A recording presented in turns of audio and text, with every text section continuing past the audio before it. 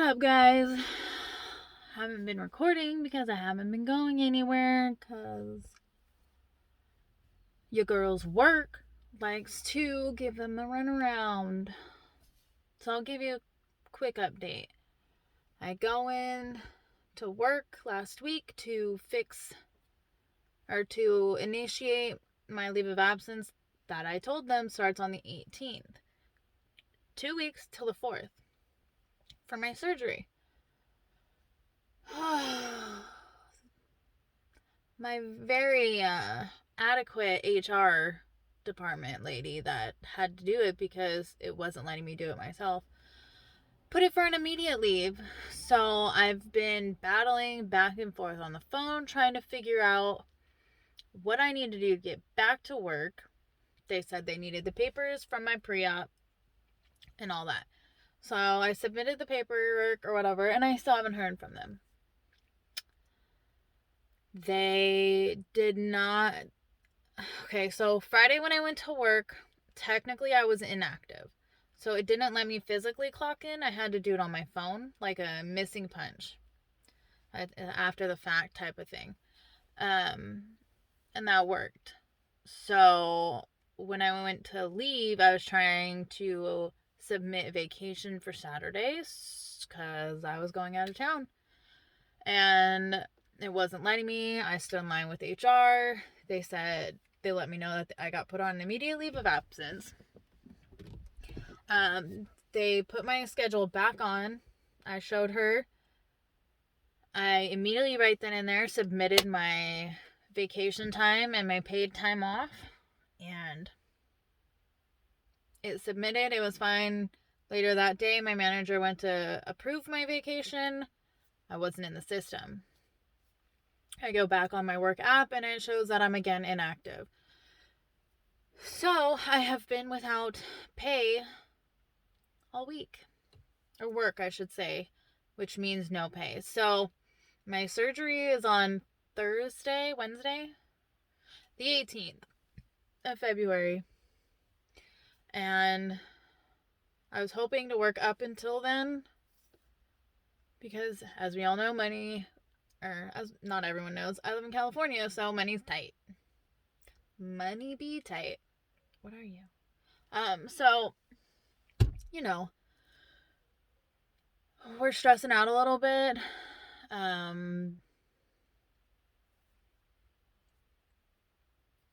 Yeah, it isn't good. I mean, we haven't felt the effect of it yet, but we're going to. Because the check I got for last week, they didn't pay me for 4 hours of pay time for Friday. So I'm missing, I think it's 8 hours of pay for Friday. And all of Saturday I should have gotten paid for. So, I'm irritated. I'm bored as shit. And I think I'm watching a whole couple season show in like 2 days. Yeah. I'm hoping to go see my best friend soon. Not today, but like Monday. Hopefully everyone's off work or out of school. Because I want to see my baby boo, my little baby, my little Pepe La Pew. Ooh.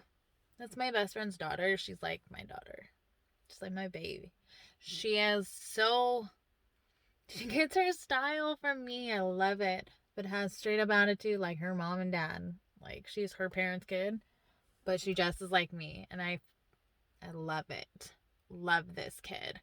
We are boot sisters, me and this kid. She actually does have more boots than I do. And yeah. Anyway, I love that kid. I could talk about it all day. Anyway, so today is Saturday, day before Valentine's Day. Husband and I already did our Valentine's Day thing. We are not conventional. We don't like doing everything when everyone else does it. We like things to be special and we like to do them in our own way. So I don't know what we're doing tomorrow. He has to work. I don't know if they're going to be getting off early or what. we don't have much money, so I don't know about dinner. So yeah, we'll see what I can throw together. But for right now, I'm just smoking because I don't have a doctor and I don't have medicine for my anxiety and my pain. Endometriosis. I have some sort of issue in my back. I don't know what. I've been trying to find a doctor going on over a year now, probably a year and a half now. Like a general doctor. All I've been looking for is literally an MRI on my back so I can find out what's going on. I'm tired of being reliant upon pills I take. Since I stopped having a primary doctor, which was maybe March of 2020, and it wasn't a primary. I was going to figure out if this doctor would be my primary. So I met the last one doctor maybe in March. And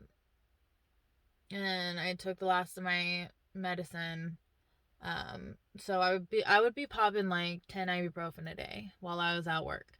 Because when it affects me, I can't breathe. I can't hold myself up. I get a little disoriented because it really does affect my breathing. I think I've narrowed it down. At least the upper part is, I think I have this upper rib in the spine that's on the opposite side right here. I think it likes to go out of place. So I have a spot right there, and it literally just like encases the whole right side. So I do what I can, and smoking helps take the edge off. Takes my mind off of it, I guess. I really would love to eventually be like 100% CBD lotions, topicals, smoke, 100% cannabis, but I'm poor. So, I do what I do what I can, and I stretch a lot. Like when I'm having episodes of pain, I literally feel like I can't stop moving. Like I have to stretch constantly to get some sort of relief. There's days at work where I will be like leaned up against like the metal pole holding the conveyor belt up or whatever, and I'm just like pressure points hitting the muscle and my shoulder blade, behind my shoulder blade, and I look like a bear scratching my back, and it's not productive. I usually have lidocaine patches. Again, I don't have a doctor, so they're not prescribing me lidocaine patches. I live by those things, but it's hard to wear them at work because although they stick pretty well, when you sweat, they don't stick. I sweat, okay? I absolutely hate sweating, but I do because I work hard. Like when I'm at work, majority of the time I'm giving 110%, unless my back hurts and I do what I can. But majority of the time I'm always giving 110%. I will work myself into an anxiety attack. I'll work myself, and I don't want to call them panic attacks or anxiety attacks. It's just I overwork myself. I will overwhelm myself.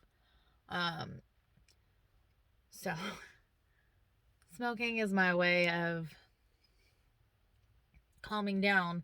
I sometimes get high, but now I literally just take like a few hits to the point where I can feel the difference, but it's not like really impairing me.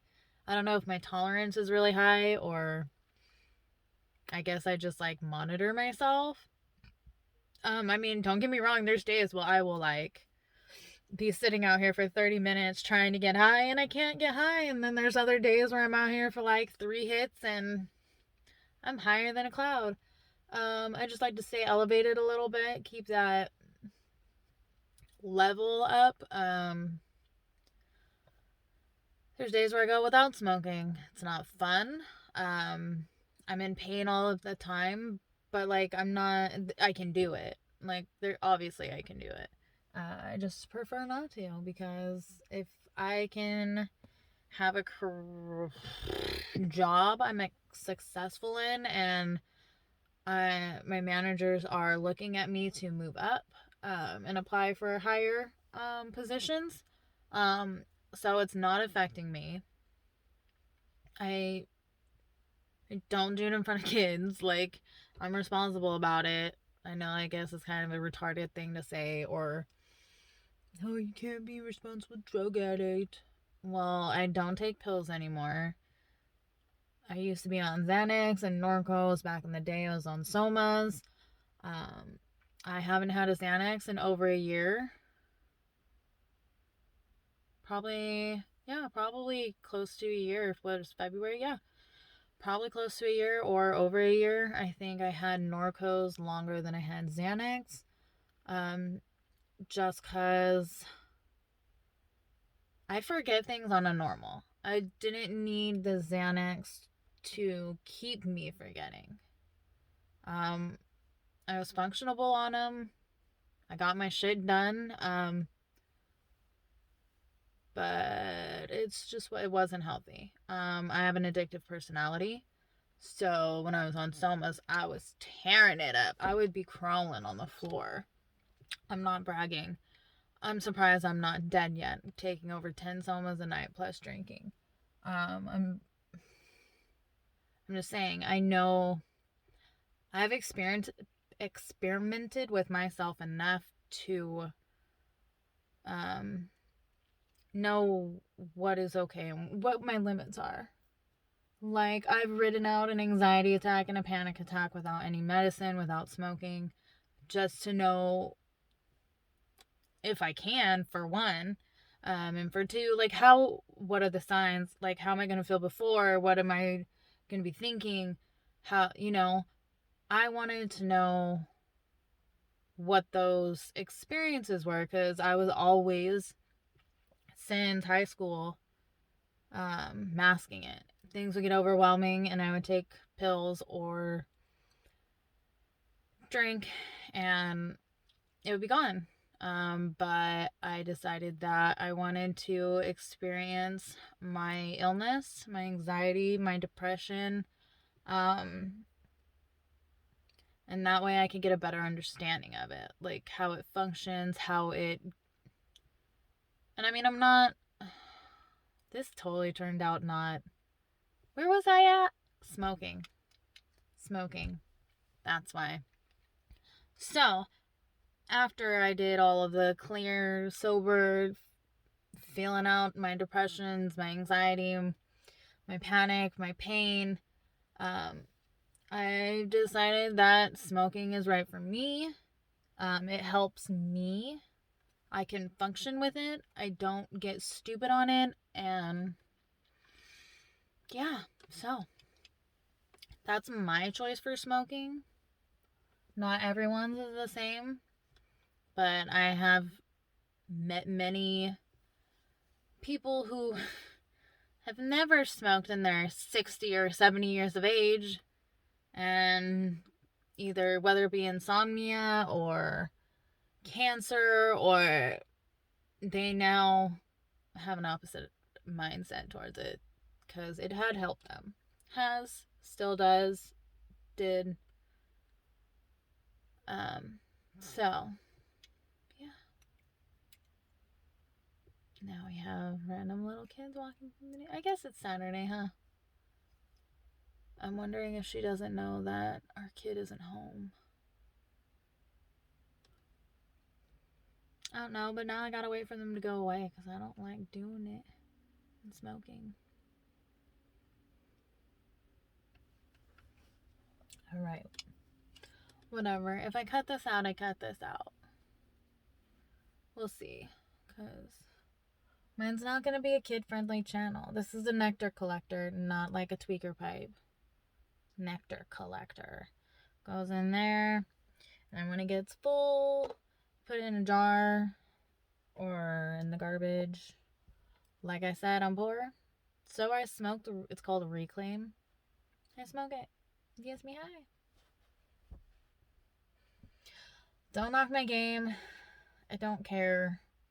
I don't care about your comments, judgments. Whatever, it's my life and I'm not doing anything terrible. So. What else is there to talk about? I don't know. I don't know. Guess I don't have much to talk about. My life is pretty boring. I have a roommate who has 2 kids. We also have a brother that lives here.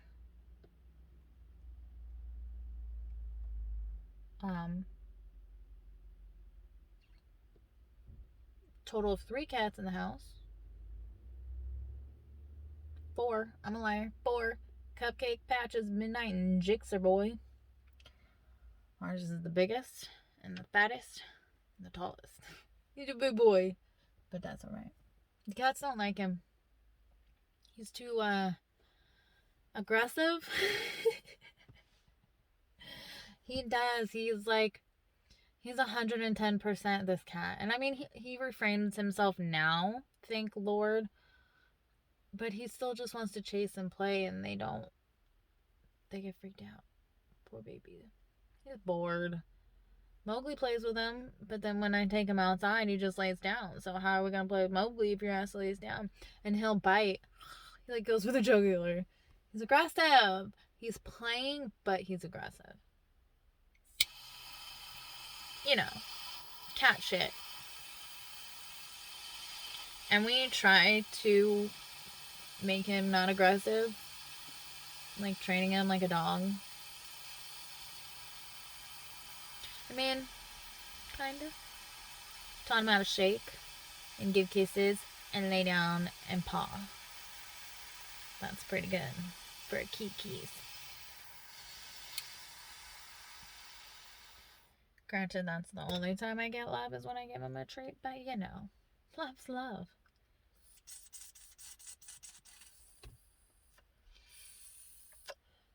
He's definitely a daddy's boy, though. For sure.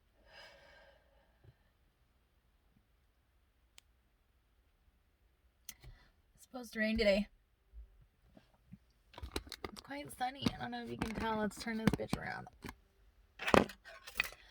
It's quite sunny. Yeah.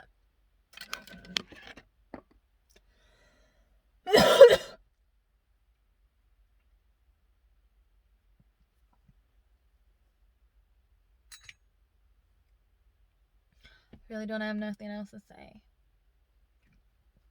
Guess just keep rolling and see what pops up. This is the longest one I think I've ever recorded.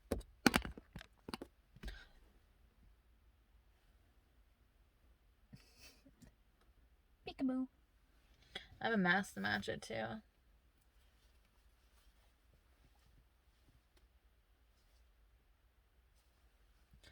The Pumpkin King.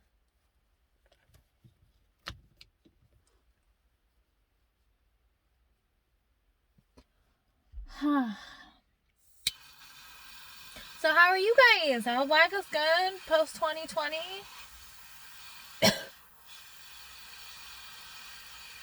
Schools are coming back in. What? I know my nieces are excited. And excited to play soccer again. They're very active kids.